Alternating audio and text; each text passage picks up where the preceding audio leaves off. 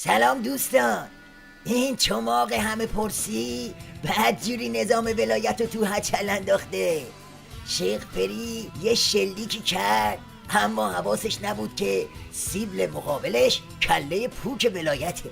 خلاصه کلام این که وضعیت خیلی خالخالی شده. تو این هیر و ویر وحوش مجلس ممجواد زخیم و بردن زیر بخیه تا یه گوشی از شیخ پری و دار و دستش بکشن. چرا با وجودی که از مذاکره دو جانبه با امریکایی ها منع شده بودید بار دیگر در همین نشست اخیر ویانه 8 آن را تکرار کردید؟ در مقاله خودتون در روزنامه لوموند تیر ماه سال جاری نوشتید خطاب به غربی ها ما آمده ایم تا با کاهش توانمندی هایمان از شما رفع نگرانی کنیم. چرا در جلسه کمیته روابط خارجی سنا امریکا مذاکراتی که اینجا هم میفرمایید نباید جنایی باشه ولی اونجا میگویید اگر با ما و این دولت کنار نیایید در 16 ماه دیگه در انتخابات مجلس آینده مردم ایران جریان ضد غربی را رأی میدهند؟ مگر شما غربی هستید که قرار از جریان ضد غربی دیگری بیاید؟ بعد از گذشته 1.5 سال از عمر دولت جام زهری شیخ پری و پالوده خوری ظریف با 5 به علاوه 1 تازه سوالت شده که یارو غربیه یا نه؟ یعنی از ریش بلا تکلیف این ممجواد به رابطش با کوسه پی نبردی؟ اما حالا بشنوید از پاسخ قانع کننده وزیر خارجه شیخ پری به مجلس دلواپسان. اجازه بفرمایید من به جای پاسخ به برخی نکات مطروحه از سوی برادر عزیزمون جمله ای رو از مقام معظم رهبری در سخنرانی اخیرشون در جمع مجمع عالی بسیج خدمت برادران و خواهران تقدیم بکنم. حضرت آقا اینگونه فرمودند و من اجازه بدید قبل از این که جمله ایشون رو بخونم عرض بکنم که بنده و تیم مذاکره کننده همه وامدار لطف و حمایت و محبت مقام معظم رهبری و مهمتر از همه همونطور که خودشون به بنده فرمودند از همه مهمتر دعای ایشون برای تیم مذاکره کننده بودیم و هستیم.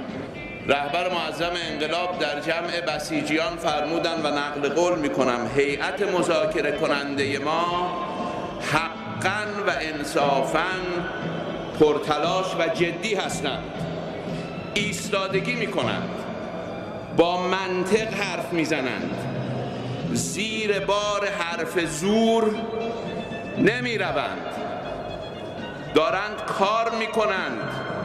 این را هم همه توجه داشته باشند. حالا همه جزئیات و آنچه را در این گفتگوها میگذرد غالباً مردم مطلع نیستند، نه اینکه ایشون مطلع نیستند.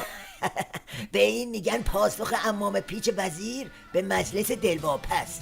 جای اینکه جواب سوالا رو بده هی ریش علیگدا رو میکشه وسط و از قبای علیگدا به عنوان کارت سفید استفاده میکنه.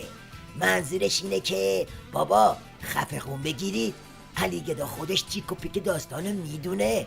اینجا همونجاست که دلواپسا زبون به دهن میگیرن و به جاش میرن سراغ پاچه گرفتن از شیخ پری. صورت مسئله‌ای که رئیس جمهور برای چنین نتیجه گیری نوشتند کاملا غلط است. موضوع مذاکرات چانه‌زنی روی چند عدد سانتریفیوژ نیست. موضوع مذاکرات مربوط می شود به چگونگی صیانت از استقلال سیاسی، اقتصادی و نظامی. بابا چرا اینقدر کش میدی قضیه رو؟ خب 2 جمله بگو موضوع همه پرسی زهرخوریه و خلاصمون کن دیگه. آره دیگه، حرف اینه که تو این نظام 2 راه حل بیشتر وجود نداره. مگه نشریت نداری؟ بنابراین 2 راه بیشتر وجود ندارد: ادامه مسیر پرهزینه و به بنبست خورده فعلی در زمینه سنگینی کفه مذاکرات و رها کردن تدابیر اقتصادی از جمله اقتصاد مقاومتی و یا پذیرش شجاعانه خطا در محاسبه و تحلیل و بازگشت از بیراهه بدکاری به نزولخواران قهار سیاسی در غرب. جفتش یکیه، شریعت نداری. ته خط همش کله پا شدن تو خاک رو بست.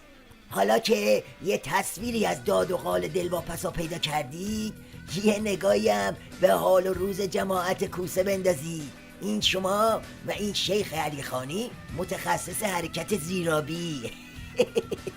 قدرت الله علی خانی مشاور پارلمانی هاشمی تاکید کرد ما نمیخواهیم روی اصول کشور رفراندوم یا همه پرسی برگزار کنیم.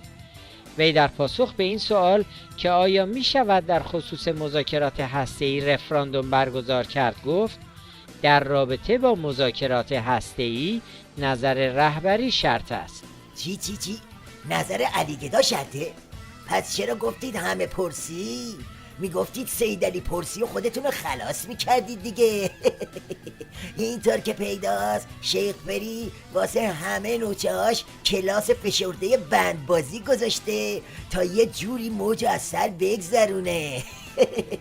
شلم شوربا که میگن یعنی همین. تو این نظام جر سگ صاحبشو نمیشناسه. فعلا خداحافظ شما.